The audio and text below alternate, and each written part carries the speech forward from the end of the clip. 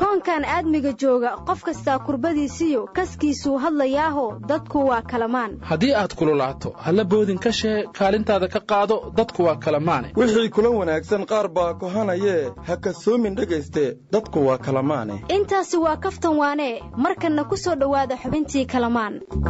heer kalamaane horaan waxaa loo yidhi godka dhexdiisu waa godanyay geedku muyaalo nin guuligiisa u gargaaro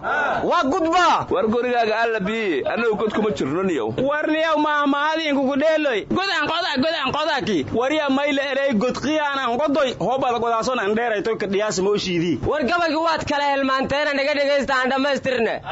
sufa iyo allahayow maxaa khayra kala haysta war adiguna gabaygii waxbaad ka tagto intaasaan ku soo koobay ayaana la sii badine wadigii odhan jira meel war waxaa hore loo yidhi waana abuurisaa ka horraysay oboy ada nafta maamahadi inkugu dheeloy mayle aray lundhow halawna shibaal ma halawasa waraana waad u qaylisaane qayre iyo galmudug war iga siiya adeero cirra ma joogaan dhulla ma joogaan war madaxweyne xaafas kaga dhaxbaxay kadibna wuxuu yiri kaliga celceli warnamiyo ani warsiin haaye langa hato ka hor libaa dhagaajay qobsidii wali harbiyan lankima awista ku dhiidi lango ari war adiga gobada jirta inteen ma awista ku hiri dawle in gobo ari hoblen yey dhagaagay gobadii iska filantiin ari marka ra'iisul wasaaraha ma waxa ku dhacday dhaga libax kuga ogi horaan waxa loo yiri meelni wax soo galay looma joogese waa la kala leexiyaa liliicano waryaada waa qaldantiin horaa qadiijadu kugu sheegtay libax inuu salaba ahayn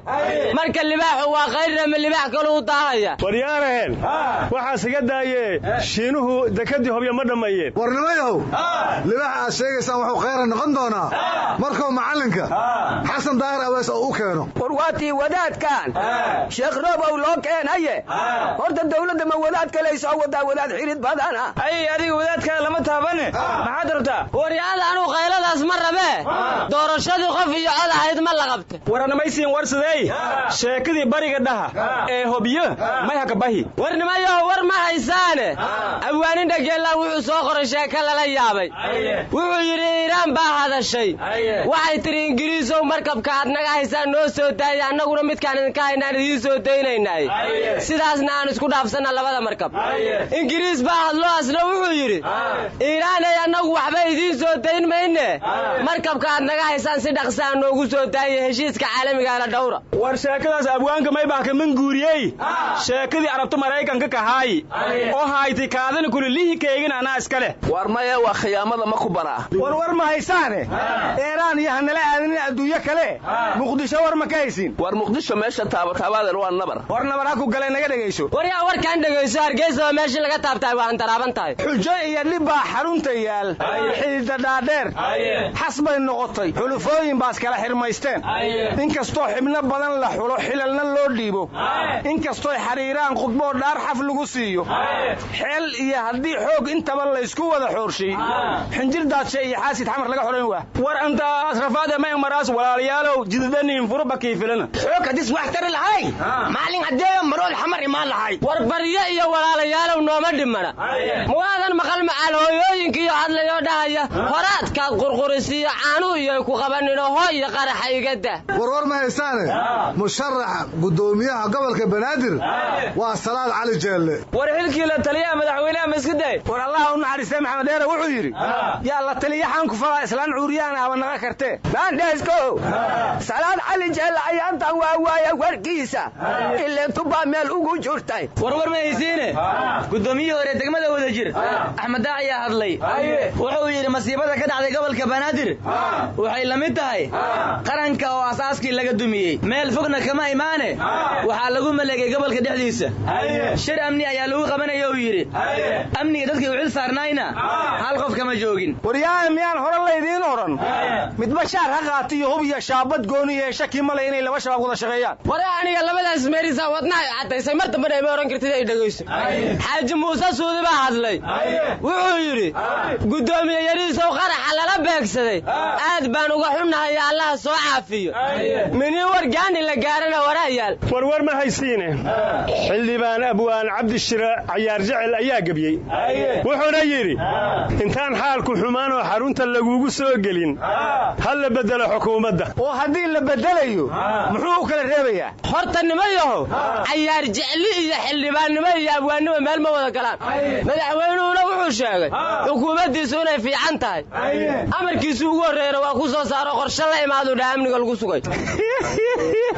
runtiisu lamba kutubiyay nacam yaankiyaaleleri war adeer waryihii isku dayay inuu somalilan ku ciyaaro maxamed yuusuf bakayle xabsigu adeerliinta ku cabeeya laydhi ugu badiya halkaa warwar ma haysidee bakayle xiritaankiisa waxaa ka dambeeyey afar weriyo maanta la xire midna waa ka horeeyey war somalilan war kama haysiine 20 maxbuusa xabsiga hargeysa ku xirnaaya hadda ka hor sishalis laga keenay 19 xabsiga laga sii daayay muuse handaraabna wuxuu yidhi aniga handaraabkii ka furaa xafis u fidiyey anigu waxaan la yaabanahay xisbiga muuse biixi wariyihii taageeraya kii ka soo horjeedaba hadduu xirayo xagguu u socdaa talow war adeer madaxweynaha iyaga muuse biixi dhiigga ha ku kicinin dhiigga kugu kacaye boowe war ma haysianiine puntland 21 jirsati 1 agoosna dabaaldegayna madax wixii adduunka joogtana boowe aan noo imanaya eega awowgoodna naar war ma haysaane alsayid madaxweyne axmed madoobe eega amnigii kismaayo gacantuu ku dhiga ciidan taabacsan buu ku wareejiyey musharaxiintii meelaha laga soo diro qaylqaylinayana maytadoodaa la gubay eega war ka mid miyaa tahay ciidanka axmed madoobe agax la yidhahdaaye war ma haysaane musharaxii Omar waxaa la yidhi ilaa xilka wasiirnimo uu iska casilo kismaayo ma tegi karo godkii kordhawaadkii sulaygood yaa ka dhiyay war heeriyada federaalka iska soo dhigmaa la dhahay war taliyaha ciidamada amisoon uu iska hormaray oo kaalay axmed madoobe baa isma casilin kismaayana waa joogaaye Omar maxaa lagu haystaa dugaag duurkay degtaaye dalluug diir may dhashaa war adeer baroorta lagala dultay yaanaan karkaaga siini war ma haysaane xalaa cirka looga soo dhacay jubbooyinka oo dhan wixii joogay kuwa weerar u diyaarsan oo amiiradooda hor taagan yihiin ta ku dhacdo waa la yaaba dhegay far baa la yidhi hadda waxaa ka dhacdo kabtayda aawak iyo khibriidkayga aawak yaa muga waxaa amiir midii tabagadoodahay ma la yaabay war laga tag macaawinadii cirka ay ku sugayeen loo qabi war shabaab waxay dhaheen jannadii aan meelerka raadi rabnay ayaana loo fududeeyey war hadday taas janno u arkaan annaguna naxariisaan u aragnaa ma loo badsho war wariye baafa wuxuu yidhi saxaafadda xamar ka shaqaysaa hal kelmo runa ma qoraan buu yidhi horta baaf xaafaddeenu yaalla hadalna kuma ogayna hadduu beentaas hadal ku bilaabay weligiis run laga suguma war maadaan maqal baafo been ma daayo dul yarna dulmi kama dhammaado war ma haysiine tii iigu dareedaan maqle maanta gaarisa waxaa lagu caleema saaray gabar ugaasadaoo caana lagu daadshay waxayna ugaas u tahaa layidhi bilcaamaha beeshoo dhan war ma taqaanida ugaasada waxaa la yidhaha samey axmed haaruun odayaasha beeshuna waxay dhaheen aqbali mayno in ugaas noo noqoto waryaa inay xildhibaan noqoto oo wasiir noqotayba ogol yihiin maxay ugaas ku diidayaan warnimayo ergeyga xuquuqda aadanaha ee qaramada midoobey waxa uu yidhi xubnaha dacish ka tirsan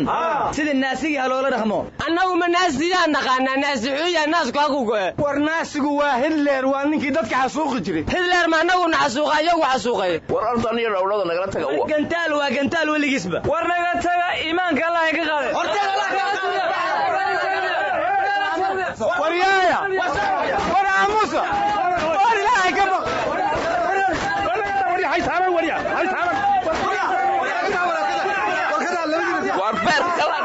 war xasan haji muuse maanta muxuu ka soo duray dalcadda war waa daqrayna war kala